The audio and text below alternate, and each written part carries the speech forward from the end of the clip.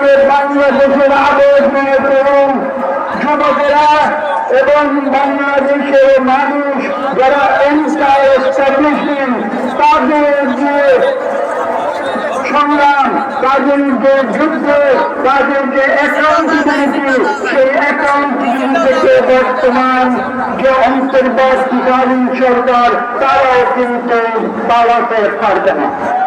তবে আমরা চাই আজকের এই সরকার তারা সফল হোক, দ্বিতীয় পর্যায়ে সুষ্ঠু নিরপেক্ষ নির্বাচন দিক এবং তারপর তৃতীয় পর্যায়ে তারা বাংলাদেশের মানুষের সঠিকভাবে নির্বাচিত জনপ্রতিনিধিদের হাতে সুন্দরভাবে শান্তিপূর্ণভাবে ক্ষমতা হস্তান্তর করে।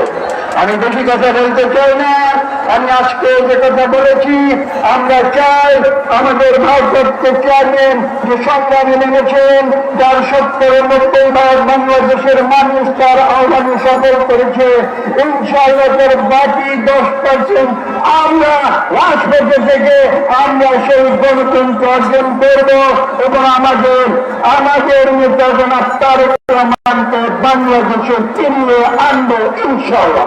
সবাইকে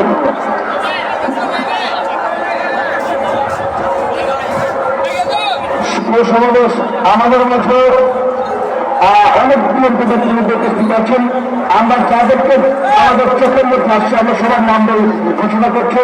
আমাদের যুদ্ধ মহাসচিব যারা খনন করেন খোকন উপস্থিত হয়েছেন ফরিদপুর বিভাগীয় বিএনপির সাংগঠনিক সম্পাদক আমাদের প্রিয় নেত্রী সময় আমাদের মধ্যে উপস্থিত হয়েছেন। বিএনপির সহ সাংগঠনিক সম্পাদক ময়মনসিংহ বিভাগ ওয়ারিস আলী মামুন আমাদের মধ্যে উপস্থিত হয়েছেন।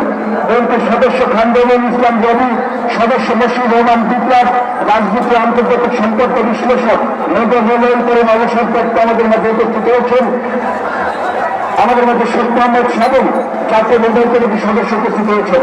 জাতীয়তাবাদী কৃষক দলের বিপ্লবী সভাপতি হাসান জাফর এবং সাধারণ সম্পাদক শহীদুল ইসলাম বাবু ৭১ হোটেলের পুরাটা পঞ্চায়েতের রাস্তায় যেখানে জায়গা পেয়েছেন আমাদের কর্মীদের পরে আমাদের সাথে একাত্মতা ঘোষণা করেছেন।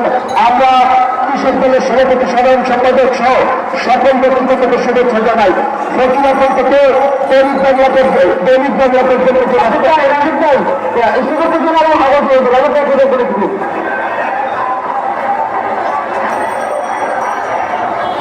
আমাদের এই রাস্তায় আমাদের শ্রমিক দলের সমন্বয় জনাব শামসুল রহমান সুমন বিশ্বাস সহ শ্রমিক দল